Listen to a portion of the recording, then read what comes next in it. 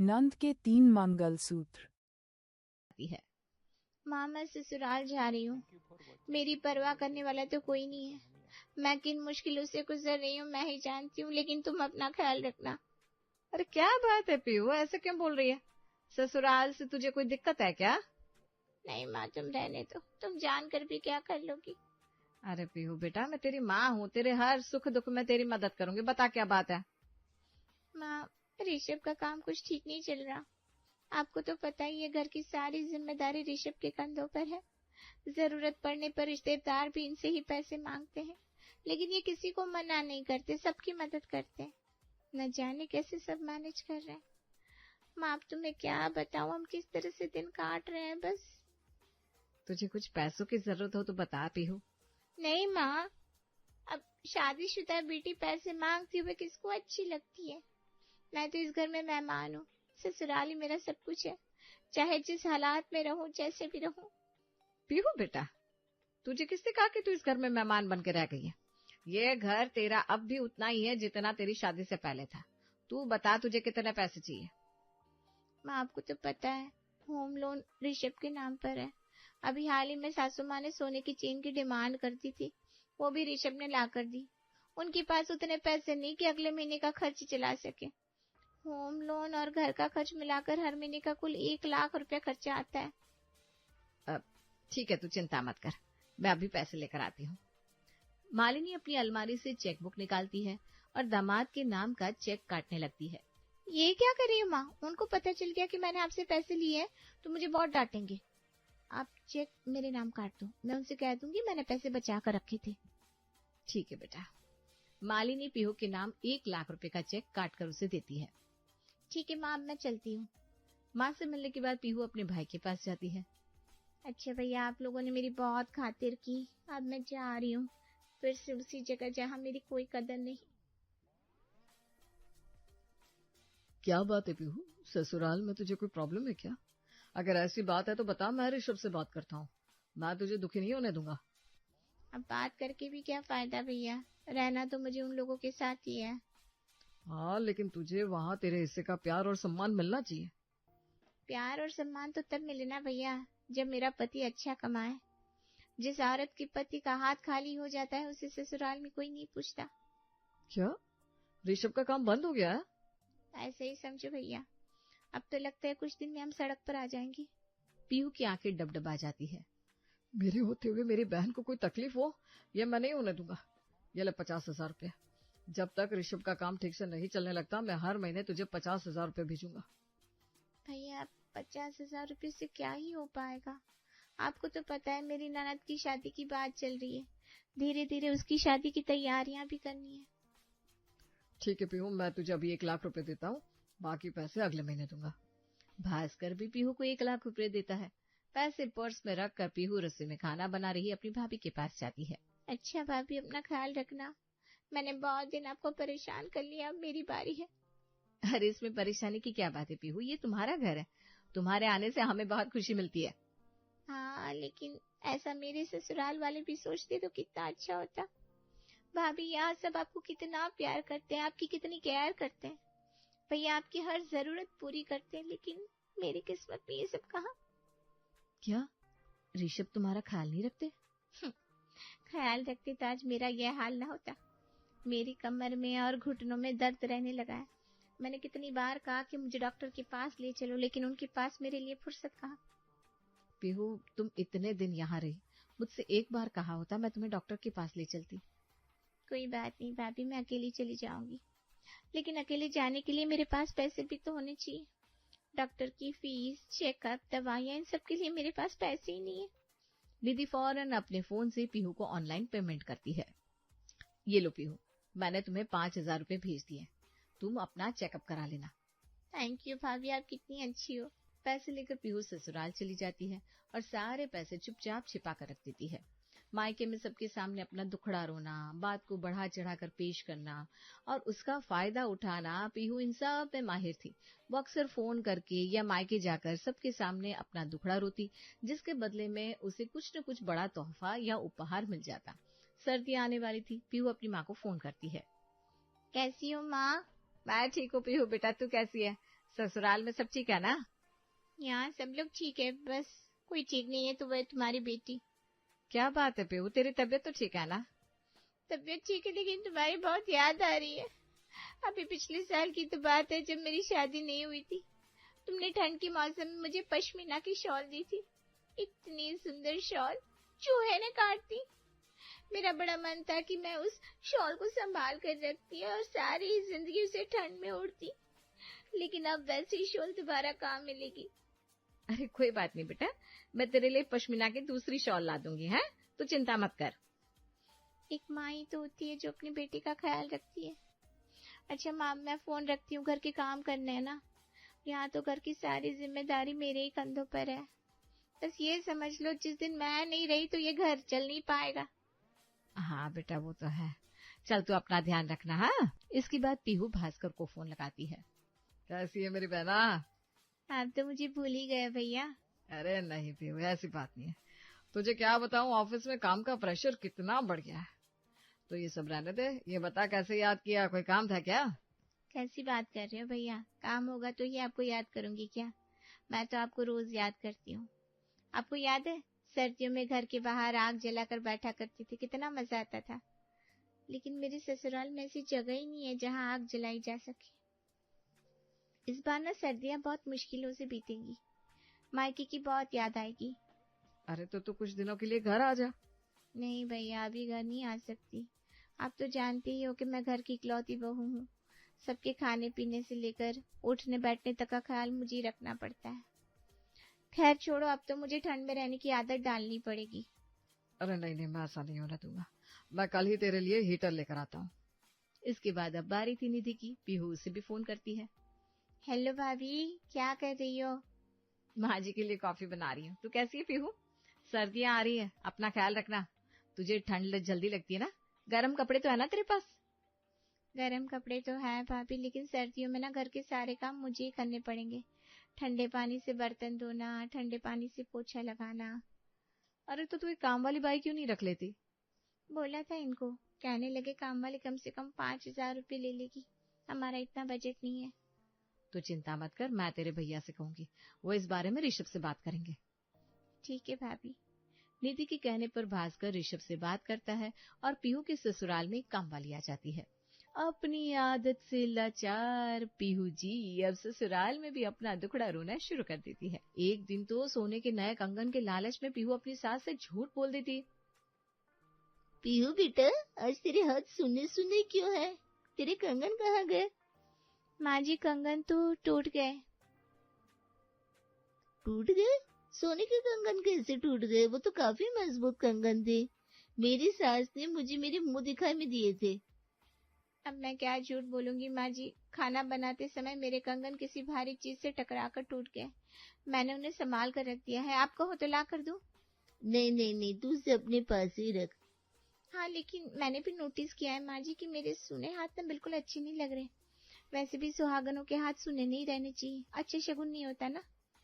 तारा अपने कमरे में जाती है और अलमारी से एक जोड़ी सोने के कंगन लेकर आती है।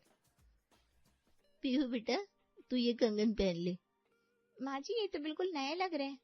हाँ, मैंने इन्हें उज्ज्वला को शादी में देने के लिए खरीदा था। तू इन्हें पहन ले, मैं उज्ज्वला के लिए दूसरे कंगन खरीद दूंगी। माँ जी, ये कंगन मुझे देने से पहले आप एक बार उज्ज्वला से पूछ लेती। अरे मुझसे क्या पूछना भाभी, माँ ये कंगन आपको दे रही है तो इन्हें आप रख लो।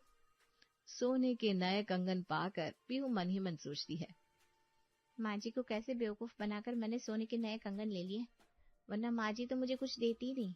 और नहीं तो क्या, वैसे भी मैं इस घर की बहू हूँ, इस घर की सभी चीजों पर मेरा अधिकार है। पीहू सोने के कंगन पहनकर बेहद खुश हो जाती है। सोने के कंगन को वो अपनी अलमारी में रख लेती है। शाम को जब भास्कर ऑफिस से घर आता है तो पीहू बेड पर लेटी होती है। पीहू ना तो उसे पानी के लिए पूछती है, ना ही चाय के लिए। क्या बात है पीहू, तुम्हारी तबीयत तो ठीक है ना? पीहू भास्कर की बात का कोई जवाब नहीं देती। पीहू, मेरी बात का जवाब क्यों नहीं दे रही हो? क्या जवाब दूं? मेरे कुछ कहने से तुम्हें क्या ही फर्क पड़ेगा? ये कैसी बात कर रही हो पीहू? तुम्हें कुछ पता भी होता है मेरे पास क्या है क्या नहीं? मैं पत्नी हूँ तुम्हारी, मेरी हर जरूरतों का ख्याल तुम नहीं रखोगी तो कौन रखेगा? पीहू, ऑफिस के काम से मुझे फुर्सत कहाँ मिलती है। चलो अब बताओ तो क्या बात है। मेरे सोने के कंगन टूट गए, मेरा हाथ खाली है। आज तो माँ जी ने टोक दिया, लेकिन मजाल है कि कोई मुझे कांच की चूड़ियां ही दिला देता। मैं तो इस घर में सिर्फ सबकी जरूरतें पूरी करने के लिए ही हूँ ना। अरे नहीं, ऐसी बात नहीं है पीहू, तुम्हारी हर जरूरत पूरी करने के लिए मैं हूँ। हम कल ही ज्वेलरी शॉप पर चलेंगे, तुम्हें जो कंगन पसंद हो तुम ले लेना। ठीक है। दूसरे दिन भास्कर उसे ज्वेलरी शॉप पर ले जाता है। पीहू एक खूबसूरत और महंगा कंगन पसंद करती है। भास्कर उसे वो कंगन दिला देता है। एक दिन पीहू की ननद उज्ज्वला परीक्षा के बाद अपनी सहेलियों के साथ घूमने के लिए शिमला जा रही थी। कहाँ की तैयारी हो रही है उज्ज्वला? भाभी, हमारी कॉलेज की छुट्टियां पड़ गई है ना, तो ग्रुप की सारी सहेलियों ने शिमला जाने का प्लान बनाया है। यार तेरा सही है, शादी से पहले अपनी जिंदगी के सारे मजे ले रही है, दोस्तों के साथ चिल कर रही है। काश मैंने भी शादी से पहले अपनी सहेलियों के साथ घूम फिर लिया होता। पीहू अपना मुंह बनाकर कमरे में आ जाती है। अब क्या हो गया पीहू, तुम्हारा मूड ऑफ क्यों लग रहा है? शादी के बाद से आप मुझे कहीं घुमाने नहीं ले गए। हम तो कभी हनीमून पर भी बाहर नहीं गए। सारा दिन बस घर में काम करना ही मेरी जिंदगी बन के रह गई है। पीहू, तुम्हारा घूमने का मन था तो मुझसे कहा क्यों नहीं? अब हर बात मुझे कहनी पड़ेगी क्या? ठीक है, हम अगले महीने ऊटी चलेंगे बस। मेरी सहेलियों के पति उन्हें साल में एक बार विदेश लेकर जाते हैं, वहाँ घुमाते शॉपिंग कराते हैं, और आप मुझे ऊटी लेकर जाएंगे। पीहू, विदेश जाने के लिए मुझे लंबी छुट्टी लेनी पड़ेगी, और तुम जानती हो कि हाँ, आपको छुट्टी नहीं मिलेगी। सारी सेक्रीफाइस मुझे ही करनी है। मुझे अपने अरमानों का गला घोटना पड़ेगा। पीहू रोते हुए बाहर ड्राइंग रूम में जाकर बैठ जाती है और टीवी ऑन कर देती है। तभी तारा वहाँ आती है। क्या बात है पीहू, रो क्यों रही है बेटा? माँ जी, मैं क्या सिर्फ इस घर में लोगों की देखभाल के लिए रह रही हूँ? मेरी कोई इच्छा है नहीं, मेरा कोई अरमान नहीं है। तू ऐसी क्यों बोल रही है बहू? तू तो इस घर की जान है, इस घर की रौनक है। क्या फायदा जब मेरी सुनता ही ना हो कोई, किसी को मेरी पड़ी नहीं। मैं किसी से कुछ भी कहूँ तो मेरी बात अनसुनी कर दी जाती है। उज्ज्वला ने तुझसे कुछ कहा क्या? कहाँ है उज्ज्वला? मैं उसे अभी बताती हूँ। उज्ज्वला ने कुछ नहीं कहा। तो भास्कर से कोई बात हुई क्या? जाने दीजिए माँ जी। लगता है तेरा मूड ऑफ है। चल मैं तुझे घुमा कर लाती हूँ। दोनों सास बहू खूब मस्ती करेंगे, मूवी देखेंगे और गोलगप्पे खाएंगे। मैं भी तैयार होकर आती हूँ। पीहू तैयार होकर सास के साथ घूमने चली जाती है। भास्कर भी उसे विदेश घुमाने के लिए राजी हो जाता है और वादे के मुताबिक अगले महीने उसे विदेश लेकर जाता है। दुनिया भर में अपना दुखड़ा रो रो कर पीहू सबसे सिंपैथी गेन कर लेती है और सबसे अपनी बात भी मनवा लेती है। कुछ दिनों के बाद पीहू फिर से अपने मायके आती है। कितने दिनों के बाद तुझे माँ की याद आई है? मुझे तो आप लोगों की याद आ भी जाती है, आप लोग ही मुझे भूल गए हो। अरे कैसी बात कर दी तूने बेटा, मैं तो तुझे रोज याद करती हूँ। कल ही निधि से तेरी बात कर रही थी। तुम सिर्फ मेरी ही बातें करो, मुझ पर क्या बीत रही है ये भी तो पूछ लेती। क्या बात है पीहू, तो ऐसी उखड़ी उखड़ी बातें क्यों कर रही है? मेरा मंगलसूत्र टूट गया। अब मैं किससे कहूँ कि वो मुझे नया मंगलसूत्र ला कर दे। आपके दिमाग के पास तो मेरे लिए 2 मिनट का वक्त नहीं। मैं अपनी जिंदगी में अकेले पड़ गई हूँ, किसी को मेरी परवाह नहीं। मुझे तेरी बहुत परवाह है बेटा, तू एक बार मुझसे कहती तो सही। लेकिन अब तू आ गई है ना, मैं तेरा गला खाली नहीं रहने दूंगी। ला, टूटी हुई मंगलसूत्र मुझे दे दे, मैं उसे बनवा दूंगी। वो तो मैं घर पर भूल गई। कोई बात नहीं, भास्कर से कहकर मंगवा ले। माँ वो तो घर पर है नहीं, ऑफिस के काम से 10 दिन के लिए शहर से बाहर गए हैं। तब तक तो मैं ससुराल चली जाऊंगी। रहने दो, मुझे तुम लोगों से कुछ नहीं चाहिए। अरे ऐसी बात नहीं है पीहू, तू मेरी जान है। मैं तेरे लिए नया मंगलसूत्र लाऊंगी बस। इसके बाद पीहू घर में अपनी भाभी को ढूंढती है, लेकिन निधि जी तो घर पर नहीं थी। माँ भाभी कहीं दिखाई नहीं दे रही, बाहर गई है क्या? वो कुछ दिन के लिए मायके गई है। पीहू फौरन निधि को फोन लगाती है। हेलो भाभी, कैसी हो आप? मैं घर आई तो पता चला आप मायके गई हो। मैं ठीक हूँ पीहू, तुम कैसी हो? ठीक ही हूँ भाभी, आपकी बात याद आ रही थी तो आपसे मिलने आ गई, लेकिन यहाँ आकर पता चला आप मायके गई हो। मुझे आने से पहले फोन कर लेना चाहिए था। क्या बात है, मुझसे कोई काम था क्या? भाभी एक आप ही तो हो जो मेरा दुख दर्द समझती हो। जब से शादी करके ससुराल गई हूँ, आपने ही मेरी हर चीजों का ख्याल रखा है। मैं चाहे कितनी भी मुसीबत में रहूं, आपके अलावा मैं किसी से कोई उम्मीद नहीं रख सकती। कोई और मेरी उम्मीदें पूरी नहीं कर सकता। मैं तुम्हें ननद नहीं अपनी सहेली मानती हूँ पीहू। आपकी सहेली का गला सूना पड़ा है, किसी को फिक्र नहीं है और आप यहाँ हो नहीं। क्यों, तुमने मंगलसूत्र नहीं पहना?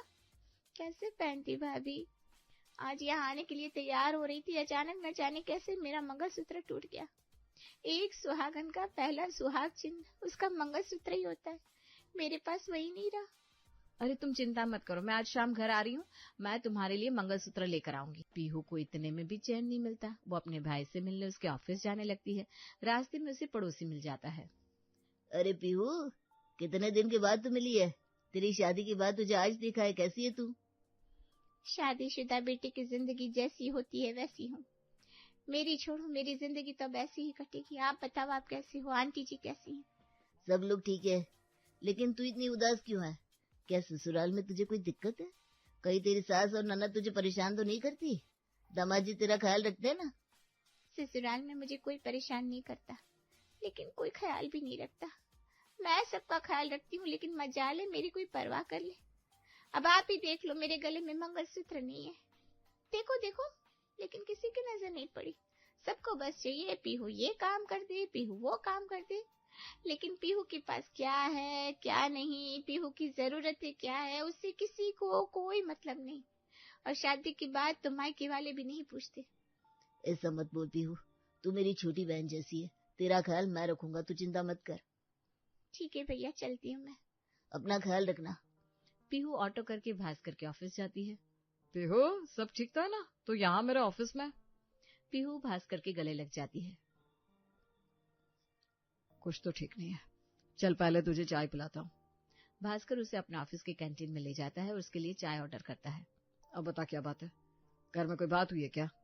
नहीं भैया, बात कुछ नहीं हुई। आज सुबह सुबह मेरा मंगलसूत्र टूट गया।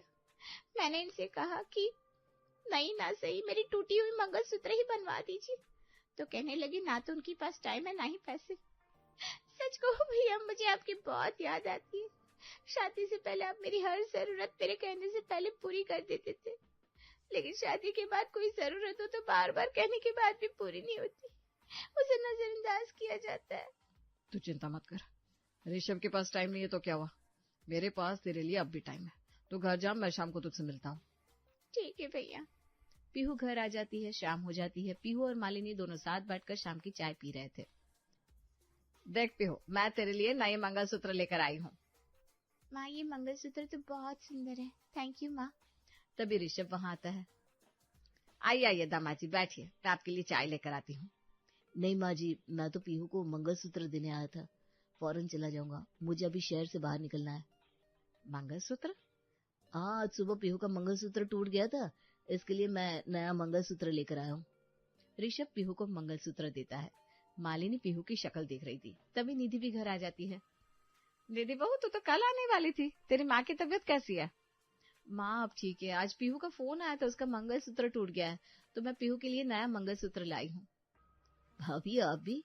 लेकिन अभी तो भास्कर और ललित का आना बाकी था, दोनों एक साथ आते हैं। पीहू, मैं तेरा अपना भाई तो नहीं, लेकिन अपने से कम भी नहीं हूँ। मेरी बहन का गला सूना नहीं रहना चाहिए। देख, मैं तेरे लिए मंगलसूत्र लेकर आया हूँ। लेकिन पीहू के लिए मंगलसूत्र मैं लेकर आया हूँ। पीहू ने आज मुझसे मंगलसूत्र लाने को कहा था। ये सब क्या है पीहू, तुमने तो हद कर दी। जब मैंने तुमसे कह दिया था कि मैं तुम्हारे लिए नया मंगलसूत्र ला दूंगा, तब भी तुमने सबको अपना दुखड़ा सुना दिया। माँ जी, भैया, भाभी, यहाँ तक कि पड़ोसी तक को नहीं छोड़ा। तुम्हारी आदत कभी नहीं जाएगी।